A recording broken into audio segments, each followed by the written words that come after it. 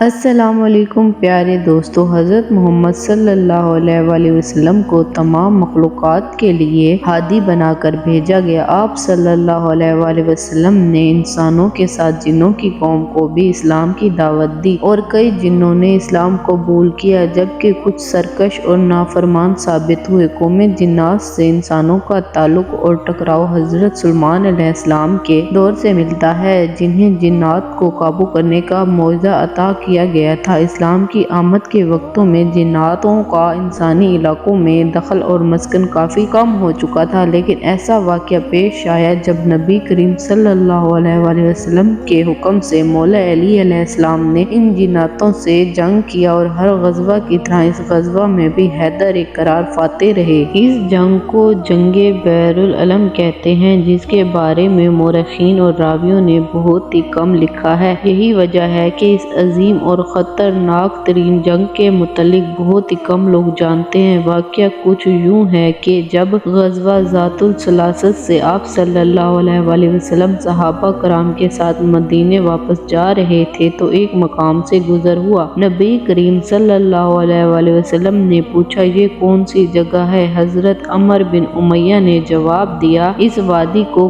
قصیب ارزق کہتے ہیں، یہاں وہ مشہور کنواں ہے جس میں حضرت سلیمان علیہ السلام کے دور کے سرکش جن رہتے ہیں، جن پر حضرت سلیمان علیہ السلام بھی قابو نہیں پا سکے تھے۔ یہاں سے گزرنے والے بڑے بڑے قافلوں کو وہ جنات مار دیتے ہیں اور اس علاقے میں فساد پھیلاتے ہیں۔ تو رسول کریم صلی اللہ علیہ وآلہ وسلم نے حکم دیا کہ ہم یہیں پڑاؤ ڈالیں گے۔ پھر آپ نے 10 صحابہ کرام کو اس کنویں سے پانی لانے کے لیے بھیجا۔ جب وہ حضرات کنویں کے قریب پہنچے تو وہاں سے ایک قداور جن باہر آیا اور اس نے زوردار آواز لگائی، جس کی آواز میں اتنی شدت تھی کہ اطراف کے جنگلوں میں آگ لگ گئی، زمین کانپ اٹھی اور اس کی ہیبت سے تمام صحابی بھاگ گئے۔ حضرت ابو العاص نے جرأت دکھائی اور آگے بڑھے، لیکن اس جن نے آگ سے انہیں جلا کر راکھ کر دیا۔ باقی اصحاب نبی کی خدمت میں حاضر ہوئے اور پورا ماجرا انہیں سنایا۔ اتنے میں جبرائیل امین نازل ہوئے اور نبی صلی اللہ علیہ وآلہ وسلم سے کہا کہ ان سرکش جنوں کا مقابلہ کوئی نہیں کر سکتا، آپ حضرت علی علیہ السلام کو بھیجیں۔ لہٰذا نبی کریم صلی اللہ علیہ وآلہ وسلم نے مولا علی علیہ السلام کو علم دیا اور آپ علیہ السلام کو اس کنویں کی طرف لشکر سمیت روانہ کر کے ان کے لیے دعا فرمائی۔ حضرت علی علیہ السلام اس کنویں کے قریب پہنچے تو وہ جن پھر سے ظاہر ہوا اور غصے میں رجس پڑنے لگا،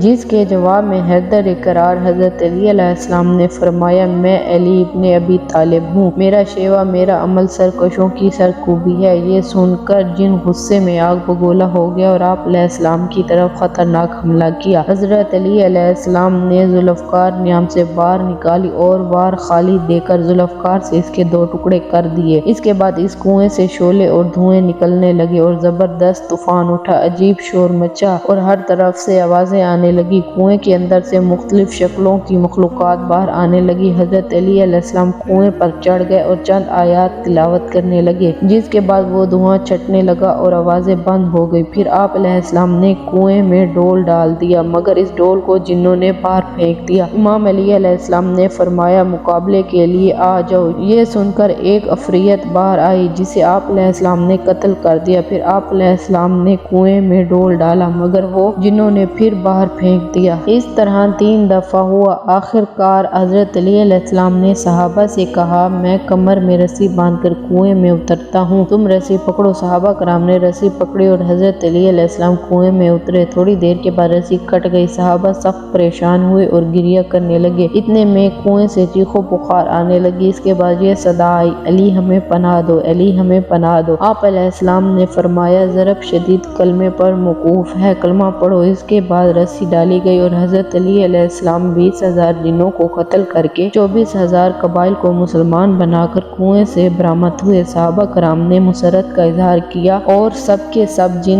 نبی کریم صلی اللہ علیہ وآلہ وسلم کی خدمت میں حاضر ہوئے۔ رسول کریم صلی اللہ علیہ وآلہ وسلم نے حضرت علی علیہ السلام کو سینے سے لگایا اور ان کی پیشانی پر بوسہ دیا، ہمت افزائی فرمائی۔ پھر ایک رات قیام کے بعد مدینے کو روانگی ہوئی۔ پیارے دوستو، اگر آپ کو میری ویڈیو اچھی لگی ہو تو اسے لائک کریں اور اس پر کمنٹ کریں، اور ایسی معلوماتی اور اسلامک ویڈیو دیکھنے کے لیے میرے چینل کو سبسکرائب کریں۔